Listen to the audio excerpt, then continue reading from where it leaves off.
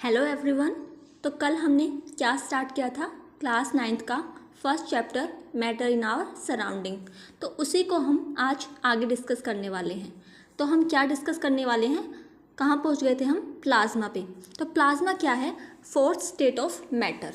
हमने कल three state ही पढ़ी थी मैटर की, सॉलिड, लिक्विड और गैस। आज हम फोर्थ स्टेट ऑफ मैटर पढ़ने वाले हैं विच इज़ प्लाज्मा। इसमें हमें कुछ ज़्यादा नहीं पढ़ना है। इसमें सिर्फ हमें क्या याद रखना है कि इसकी जो एनर्जी होती है वो हाई होती है और जो ये किस स्टेट में पाया जाता है? आयोनाइज स्टेट में पाया जाता है। इसमें हमें बस यही याद रखना है कि इसकी एनर्जी क्या होती है? हाई होती है और ये आयोनाइज स्टेट में पाया जाता है। नेक्स्ट हम क्या डिस्कस करने वाले हैं? बोस-आइंस्टाइन कंडेंसेट। ये क्या होती है? इसको भी हम क्या बोलते हैं? Fifth state of matter. इस पे दो साइंटिस्ट ने काम किया था which is Bose and Einstein. तो इसीलिए इसका नाम क्या पड़ गया? बोस-आइंस्टाइन कंडेंसेट। इन्होंने क्या किया था? Cooling a gas off extremely low density and low temperature. इन्होंने क्या किया था? गैस को कूल किया था लो डेंसिटी पे और लो टेम्परेचर पे। उसके बाद जो मैटर बना था उसको ही क्या बोला है? Fifth state of matter. ये इतने इम्पोर्टेंट नहीं है, बस एनसीईआरटी की बुक्स में दे रखे तो इसलिए हमने पढ़ लिया। नेक्स्ट हम इसमें क्या पढ़ेंगे? कुछ एसआई यूनिट पढ़ेंगे। मतलब हम मेज़र करने के लिए हमें कुछ ना कुछ रिक्वायर होता है। जैसे हम पानी को किस में मेज़र करते हैं? लीटर में। कोई भी हम लेके आते हैं चीज़, गेहूँ वगैरह, तो उसमें किस में मेज़र करते हैं? किलोग्राम में। तो वैसे ही हम मेज़र करेंगे। तो मास की एसआई यूनिट क्या होती है? किलोग्राम। वैसे ही वॉल्यूम की एसआई यूनिट क्या होती है? Metre cube. मतलब मीटर के ऊपर 3 power. SI unit of temperature क्या होती है? केल्विन। अब आप बोलोगे तो टेम्परेचर तो हम सेल्सियस में भी मेज़र करते हैं और फ़ारेनहाइट में भी। हाँ, हम मेज़र कर सकते हैं। तो उसी को अगर हमें टेम्परेचर सेल्सियस में दे रखा है और हमें केल्विन में चेंज करना है तो हम क्या करेंगे? उसमें 273 ऐड कर देंगे। और अगर हमें टेम्परेचर केल्विन में दे रखा है और हमें सेल्सियस में बनाना है उसे, तो हम क्या कर देंगे? उस टेम्परेचर में से 273 माइनस कर देंगे।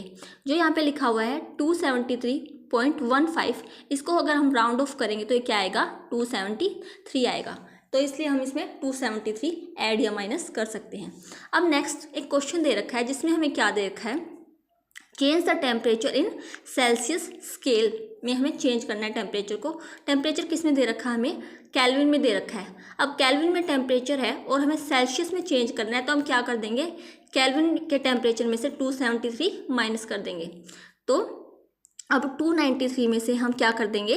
273 माइनस कर देंगे। तो कितना आएगा हमारे पास?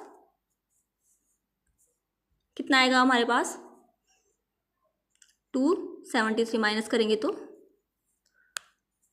273 माइनस करेंगे तो कितना आएगा हमारे पास? 20 डिग्री सेल्सियस। नेक्स्ट एक और एग्जांपल है, उसमें क्या है? 470 केल्विन है।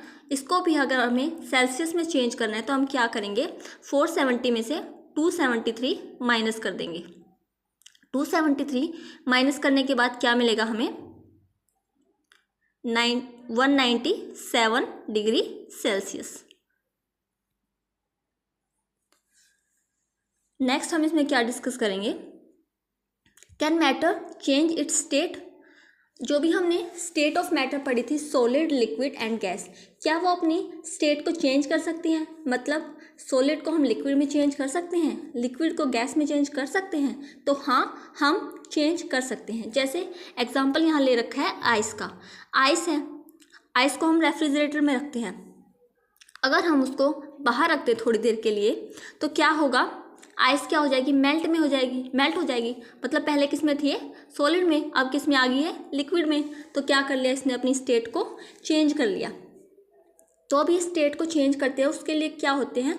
कुछ पैरामीटर्स होते हैं जिससे ये क्या करते हैं? अपनी स्टेट को चेंज करते हैं। तो वही पैरामीटर हम पढ़ेंगे। सबसे पहले क्या दे रखा है? इफेक्ट ऑफ टेम्परेचर, कि टेम्परेचर का क्या इफेक्ट पड़ेगा स्टेट्स ऑफ मैटर पे। तो अब एग्जाम्पल इसमें ध्यान रखिए, आइस।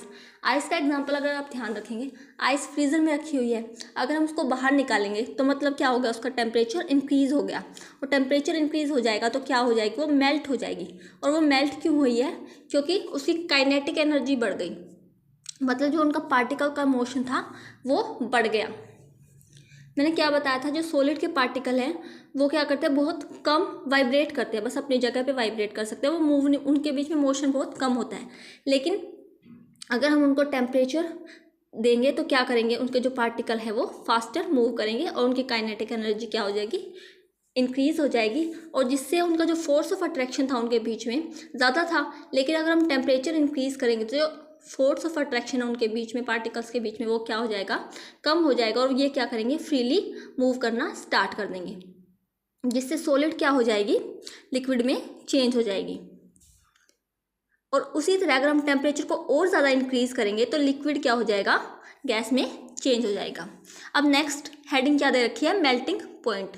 अब मेल्टिंग पॉइंट क्या होता है, वो टेम्परेचर जिस पे कोई भी सॉलिड गैस में नहीं, लिक्विड में चेंज हो जाता है, तो उसे हम क्या बोलते हैं, मेल्टिंग पॉइंट। इससे क्या हो जाएगा, जो स्ट्रेंथ ऑफ अट्रैक्शन था पार्टिकल के बीच में वो कम हो जाएगा और वो मेल्ट होना स्टार्ट हो जाएगी। आइस का मेल्टिंग पॉइंट क्या होता है, 273 डिग्री सेल्सियस। अब आगे एक टेबल दे रखा है जो हमें याद रखना पड़ेगा। इस टेबल में क्या दे रखा है, अगर हमें सॉलिड से कोई भी चीज़ लिक्विड में चेंज करनी है तो उसके लिए जो प्रोसेस है उसको हम क्या बोलेंगे, फ्यूज़न। और अगर लिक्विड से हमें सॉलिड में चेंज करना है तो उसके लिए उस प्रोसेस को क्या बोलेंगे, सॉलिडिफिकेशन। आसानी से आप याद रख सकते हो, लिक्विड से सॉलिड में चेंज हो रहा है तो उसको हम बोलेंगे सॉलिडिफिकेशन, क्योंकि वो क्या बन रहा है, सॉलिड बन रहा है। वैसे ही अगर लिक्विड से गैस में चेंज हो रहा है, मतलब लिक्विड है, आपने गैस पे पानी रखा और उसको हम टेम्परेचर देंगे तो वो वेपर में चेंज होगा, तो उसको क्या बोलेंगे हम, वेपराइजेशन। मतलब गैस में चेंज हो रहा है ना वो, तो क्या बोलेंगे उसको हम, वेपराइजेशन। ऐसे ही अगर हम गैस को लिक्विड में चेंज करेंगे तो उसको हम बोलेंगे कंडेंसेशन। अब सॉलिड से गैस में चेंज करने की प्रोसेस को हम बोलते हैं सब्लिमेशन। ये जो प्रोसेस है बहुत ज़्यादा इम्पोर्टेंट है कि सॉलिड से गैस में चेंज करने को हम क्या बोलते हैं, सब्लिमेशन। ये बहुत ज़्यादा इम्पोर्टेंट है, तो ये आपको ज़रूर याद रखनी पड़ेगी। गैस से सॉलिड में चेंज करने को हम क्या बोलते हैं, डिपोजिशन। अब नेक्स्ट इसमें यही दे रखे हैं जो मैंने आपको समझाया वही लिख रखा है ताकि आपको साथ साथ नोट्स भी मिल सकें। तो व्हाट इज़ फ्यूज़न, फ्यूज़न क्या बताया था, सॉलिड से लिक्विड में चेंज होने की प्रोसेस को क्या बोलते हैं, fusion. During melting temperature remain constant. अगर हम किसी भी चीज़ को मेल्ट करते हैं तो टेम्परेचर तो क्या है, तब तक कांस्टेंट ही रहता है, तब तक वो सॉलिड से लिक्विड में चेंज नहीं हो जाती। तो वो हीट कहाँ गई जो हमने उसको दी थी, तो हीट जो यूज़ हुई है वो क्या हो जाएगी, स्टेट ऑफ मैटर को चेंज करने में यूज़ हो जाएगी, जिसको हम क्या बोलेंगे, लेटेंट हीट। अब लेटेंट हीट ऑफ फ्यूज़न क्या है, फ्यूज़न क्या बताया था, सॉलिड से लिक्विड में चेंज होने की प्रोसेस। तो ये क्या है, सॉलिड से लिक्विड में ही चेंज होना, लेकिन इसमें आपको साथ साथ क्या लिखना पड़ेगा, 1 किलो ऑफ सॉलिड को लिक्विड में चेंज होने के लिए जो हम हीट देंगे उसे क्या बोलेंगे, लेटेंट हीट ऑफ फ्यूज़न। इसमें क्या होगा, जो पार्टिकल्स हैं सॉलिड के वो क्या कर लेंगे, हीट को एब्जॉर्ब कर लेंगे, जिससे उनके बीच का जो फोर्स ऑफ अट्रैक्शन है वो क्या हो जाएगा, कम हो जाएगा, और जिससे वो वाटर में चेंज हो जाएंगे। अब नेक्स्ट हेडिंग है बॉइलिंग पॉइंट। तो मेल्टिंग पॉइंट में क्या था, वो टेम्परेचर जिससे कोई भी सॉलिड से लिक्विड में चेंज हो रहा था। तो अब बॉइलिंग पॉइंट में क्या होगा, वो टेम्परेचर जिससे कोई भी लिक्विड किस में चेंज हो रहा है, गैस में चेंज हो रहा है, तो उसे क्या बोलेंगे हम, बॉइलिंग पॉइंट। और टेम्परेचर क्या होगा, 373 केल्विन। नेक्स्ट क्या है, लेटेंट हीट ऑफ वेपराइजेशन। इसमें क्या है, वेपर में चेंज करना है, तो वेपर में तो किसको चेंज करेंगे हम, लिक्विड को। तो 1 किलो लिक्विड को गैस में चेंज करने के लिए जो हीट की नीड होती है उसे हम क्या बोलेंगे, latent heat of vaporisation.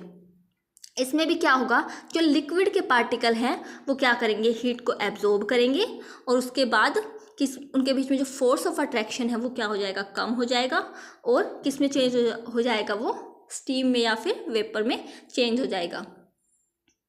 Next process जो हमने बताई थी सब्लिमेशन। सब्लिमेशन में क्या था, सॉलिड से डायरेक्ट गैस में चेंज हो रहा था विदाउट बीइंग लिक्विड, मतलब लिक्विड की स्टेट बीच में नहीं आ रही थी, सॉलिड से सीधा किस में चेंज हो रहा था, गैस में। तो इस प्रोसेस को हम क्या बोलेंगे, सब्लिमेशन। इसके कुछ एग्जाम्पल हैं जो आपको याद रखने पड़ेंगे, जैसे ammonium chloride, iodine, camphor, naphthalene. इनमें से आप कोई भी 2-3 याद रख सकते हो। नेक्स्ट डेफिनेशन क्या है, डिपोजिशन। डिपोजिशन में क्या था, सब्लिमेशन का अपोजिट था। सब्लिमेशन में हम क्या कर रहे थे, सॉलिड से गैस में चेंज कर रहे थे। इसमें हम क्या करेंगे, गैस से सॉलिड में चेंज करेंगे विदाउट बीइंग लिक्विड, मतलब लिक्विड की स्टेट बीच में नहीं आएगी। नेक्स्ट क्या है, एक क्वेश्चन रखा है, उसका आपको जवाब देना है। तो क्वेश्चन क्या है, पढ़ लेते हैं हम। जब कोई भी सॉलिड किस में चेंज होता है, लिक्विड में चेंज होता है, तो उसको उस पर टेम्परेचर क्या रहता है, कांस्टेंट रहता है। तो वो टेम्परेचर जो हमने इसको हीट अप्लाइड की थी वो कहाँ गई, तो वो हीट कहाँ यूज़ हो गई, जो स्टेट को चेंज करने में, सॉलिड से जो लिक्विड में चेंज हुआ उसको चेंज करने में क्या होगी, वो हीट यूज़ हो गई। हीट कहाँ लग गई, सॉलिड से लिक्विड में चेंज करने में। ठीक है, सॉलिड से लिक्विड में चेंज करने में हीट लग गई, तो वो हीट कहाँ गई, सॉलिड से लिक्विड के स्टेट में चेंज होने में उस हीट को हमने यूज़ कर लिया, इसलिए टेम्परेचर क्या रहेगा, सेम रहेगा। नेक्स्ट इफेक्ट क्या है, effect of pressure. Effect of pressure क्या है, बिल्कुल टेम्परेचर के क्या है, अपोजिट है।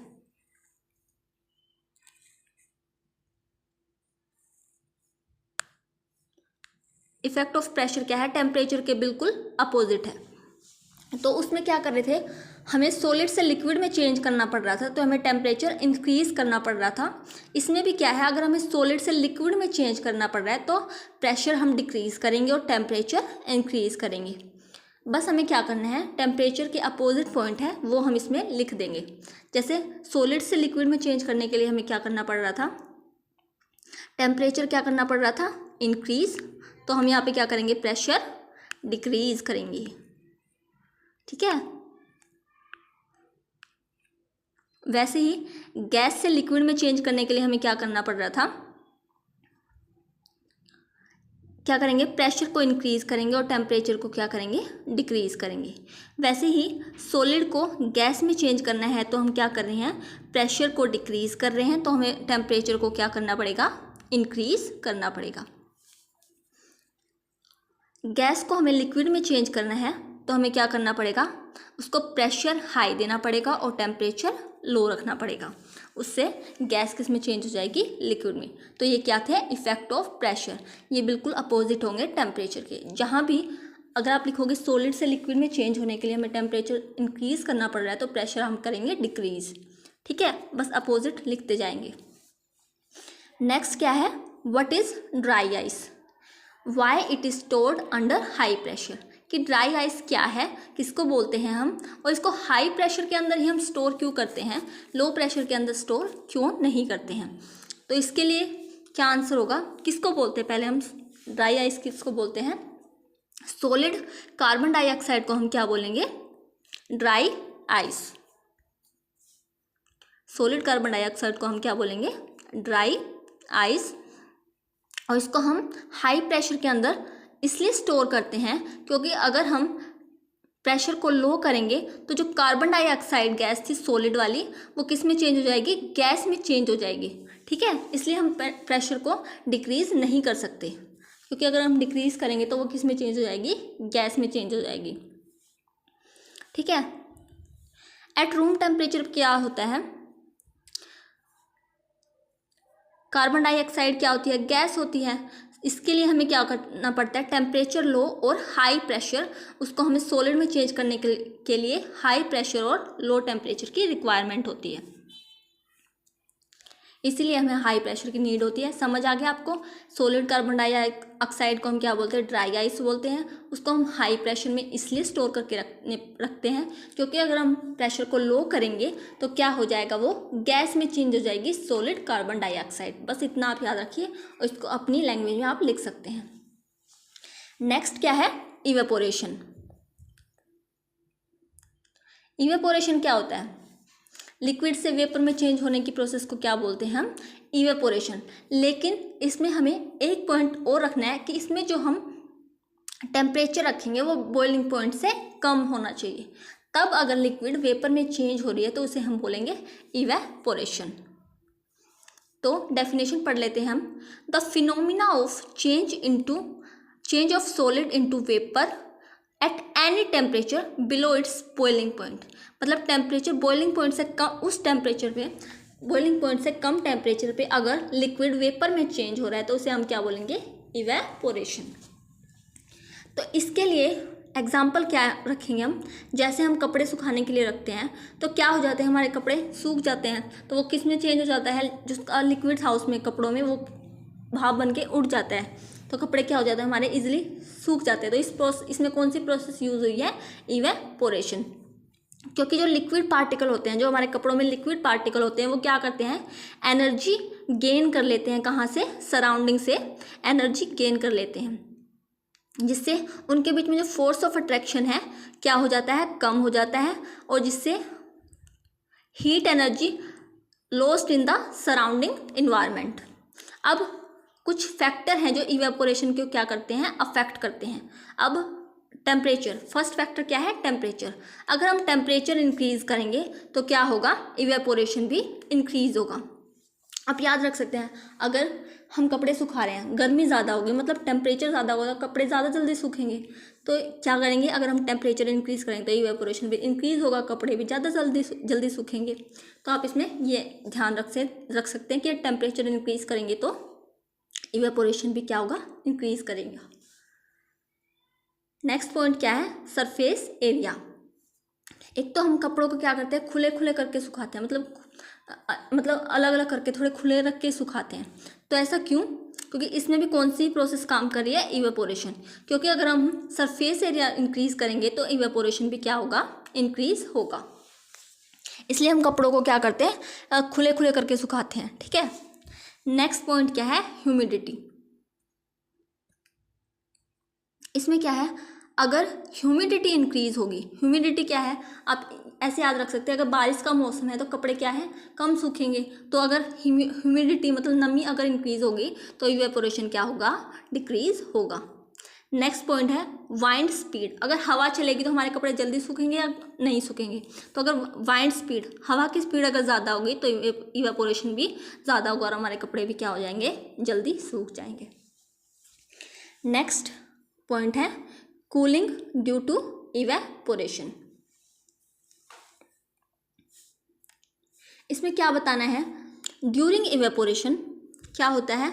जो लिक्विड के जो पार्टिकल हैं वो क्या कर लेते हैं? एनर्जी को एब्जॉर्ब कर लेते हैं सराउंडिंग से, जिससे उनके बीच में फोर्स ऑफ अट्रैक्शन कम हो जाता है और वो अपनी जो फेज़ है या फिर स्टेट है उसको चेंज कर लेते हैं। जो बात मैंने अभी आपको बताई वही बतानी है कि क्या होता है इवेपोरेशन में। जो लिक्विड के पार्टिकल है वो एनर्जी एब्जॉर्ब कर लेते हैं। कहाँ से? हमारे सराउंडिंग से एनर्जी एब्जॉर्ब कर लेते हैं, जिससे उनका फोर्स ऑफ अट्रैक्शन कम हो जाता है और वो अपनी स्टेट को चेंज कर लेते हैं। लिक्विड से गैस में आ जाते हैं या वेपर में आ जाते हैं, उसको हम क्या बोलेंगे? इवेपोरेशन। और जो उन्होंने हीट एब्जॉर्ब की है सराउंडिंग से, वो क्या बना देती है? उनके सराउंडिंग को कूल बना देती है। To keep our body cool we sweat a lot. जब हमें पसीना आता है बहुत ज़्यादा तो हम क्या करते हैं? ठंडा ठंडा फील होता है। तो उसमें भी कौन सी प्रोसेस काम कर रही होती है? इवेपोरेशन। जिससे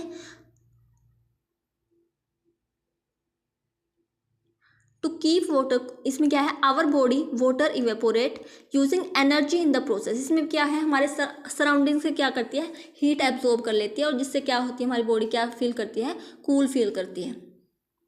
अब नेक्स्ट क्या है? Why should we wear cotton cloth in summer. हम गर्मियों में कॉटन क्लॉथ क्यों पहनते हैं? तो इसका रीज़न क्या है? During summer we sweat more to cool down. गर्मियों में क्या आते हैं? पसीने बहुत ज़्यादा आते हैं, जिससे evaporation of sweat absorb heat from our body. जिससे क्या होता है? वो हीट को एब्जॉर्ब कर लेता है हमारी बॉडी से और हमें क्या फील होता है? कूल फील होता है। Cotton cloth absorb sweat. जो कॉटन के कपड़े हैं हमारे शरीर से, मतलब हमारे कपड़ों से क्या कर लेते हैं? मतलब हमारे शरीर से स्वेट को एब्जॉर्ब कर लेते हैं और एक्सपोज इनटू द एयर, और एयर में एक्सपोज कर देते हैं, जिससे क्या होती है, इवेपोरेशन होती है और हमें ठंडा फील होता है। नेक्स्ट क्वेश्चन क्या है, why do we see water droplet on the outer surface of a glass containing ice cold water. हम क्या करते हैं, फ्रिज से पानी निकाल के अगर हम किसी ग्लास में डालते हैं तो क्या देखते हैं हम, ग्लास के सराउंडिंग में कुछ वाटर ड्रॉपलेट इकट्ठी हो जाती हैं। तो उसका रीज़न क्या है, तो इसका रीज़न क्या है,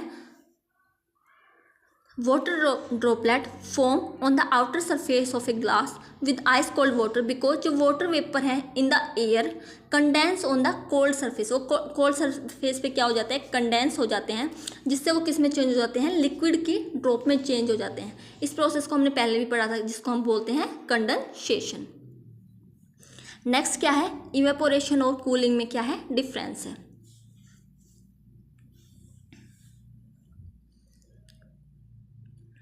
तो हम डिफरेंस पढ़ लेते हैं। इवेपोरेशन क्या होता है, it can take place at all temperature, ये किसी भी टेम्परेचर पे हो सकता है इवेपोरेशन। और बॉइलिंग क्या होता है, it take place only a fix temperature, जिसको हम बोलेंगे बॉइलिंग पॉइंट। नेक्स्ट है, this is a slow process. Evaporation क्या है, स्लो प्रोसेस है और बहुत धीरे धीरे सूखते हैं ना हमारे कपड़े। लेकिन बॉइलिंग क्या है, जैसे हम क्या करते हैं, पानी को बॉयल करते हैं, बहुत जल्दी बॉयल हो जाता है, तो ये क्या है, रैपिड प्रोसेस है। Evaporation it take place only at surface of the liquid, ये बस कहाँ होती है, लिक्विड के सरफेस के ऊपर होती है इवेपोरेशन। लेकिन जो बॉइलिंग है वो पूरे लिक्विड में होती है। मतलब इवेपोरेशन, पानी अगर उड़ना स्टार्ट होता है, वेपर में चेंज होता है, तो सबसे ऊपर जो ऊपर वाला पानी है वो वेपर में चेंज होगा, ना कि सारा का सारा पानी हमारा वेपर में चेंज हो जाएगा। लेकिन बॉइलिंग में तो क्या होता है, सारा का सारा पानी ही बॉयल होता है ना। नेक्स्ट पॉइंट क्या है, इट कोज कूलिंग। इवेपोरेशन में क्या होता है, कूलिंग फील होती है, हमें स्वेट आता है तो कूलिंग फील होती है, लेकिन इसमें कूलिंग फील नहीं होती। नेक्स्ट एक क्वेश्चन दे रखा है मैंने, जहाँ पे अल्कोहल का बॉइलिंग पॉइंट दे रखा है 78 डिग्री सेल्सियस। इसको हमें किस में चेंज करना है,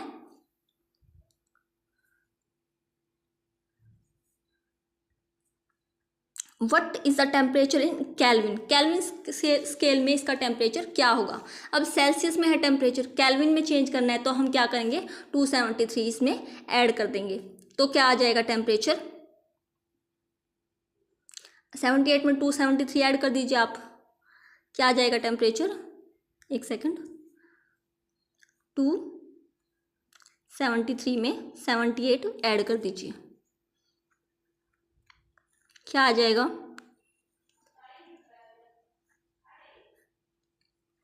351।